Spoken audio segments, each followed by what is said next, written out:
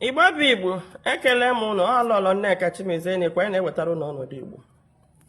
Ụnụ ọma na Igbo culture, one of the best cultures in the whole world. Natural, ancient. Ụnụ ọma na ndị Igbo nwere over 200 different types of cultural dance. Adịm sure na enwe any other tribe nwere ya.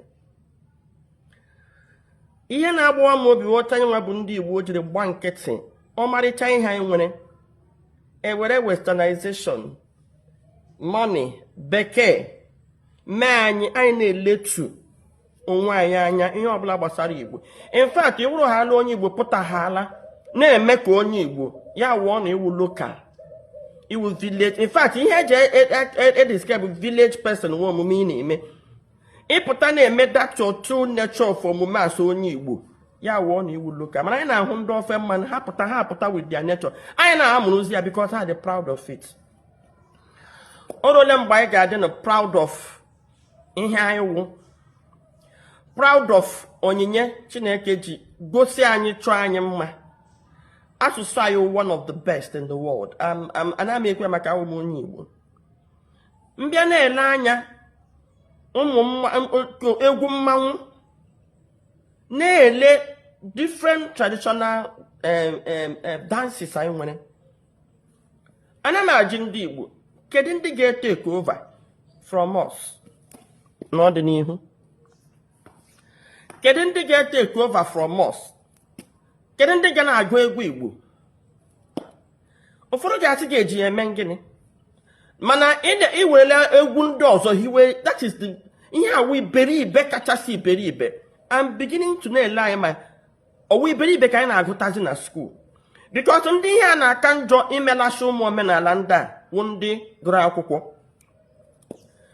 Then m na-asụkwa ndị ụka, ndị fada anyị, ndị pastọ. Ihe unu na-eme unu lọta unu chịrị aka kwụọ omenala anyị na ihe eji anyị na-achụlasị. Unu olelekwa ndị pastọ ndị ọzọ ibu unu. Ndị pastọ shi Yoruba land, ndị pastọ shi Awụsa na ndị ọzọ. Ha na-akwado omume ha ji esi n'okpuru si n'azụ. Enwebeghị omenala ndị Yoruba. Ndị pastọ ha chi ikwu ozu omenala niile ha na-eme chichicha. Ana m aga Redeem Church. Esonye m ha gaa akwamozu ọtụtụ oge. Hụ na ma 7 days ị ga-ahụ ụmụ ọdịnala ha niile ahụ. And ịga nga ha na-akwu ozi, ịga ha n'asụsụ ọzọ na-awụda asụsụ, ịga ha na-egwu ọzọ. Mgbe anyị pere mpe, mmadụ nwụọ akpụ egwu na ihe awụberi ala nọ mmadụ ka a na-akwa, n'ozu ka a na-akwa.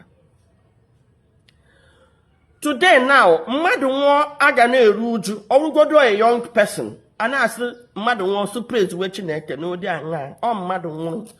Anyị ga-eru uju. Chineke, even na Bible, iru uju nọ na Bible.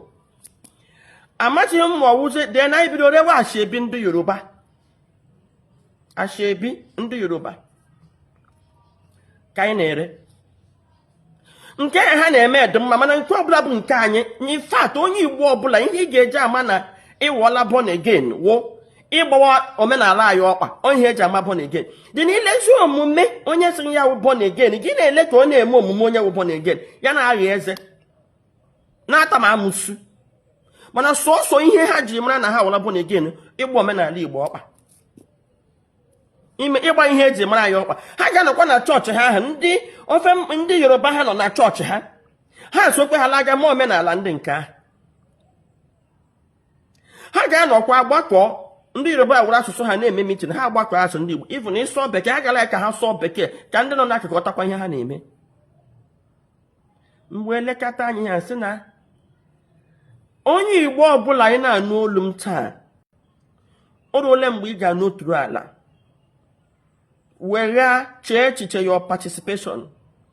Ụmụ gị ọ na-asụ Igbo, ụmụ gị ọmụọ omenala Igbo. Ịma a na-ekwu okwu mkpochapụ na enwe ndị sọ dị impossible. Biko bịa kọwara m onye ọbụla hụrụ otu oge dị impossible na omenala anyị na-ekpochapụ. O kpochapụla kama na anyị chọkwazi anyị nwere ike ịhazi ya. Asụsụ anyị na-ekpochapụ, njirimara anyị na-ekpochapụ. Dee n'ihe na-ewute m n'ihe niile awụ Baịbụl nwa na-ekwu maka ya ebutere anyị 95% ihe nọ n'ime Baịbụl ahụ nọ n'omenala Igbo. Ana m ajụzi ndị chọọchị si ka ezi doctrine nke ha jide na-akụziri anyị.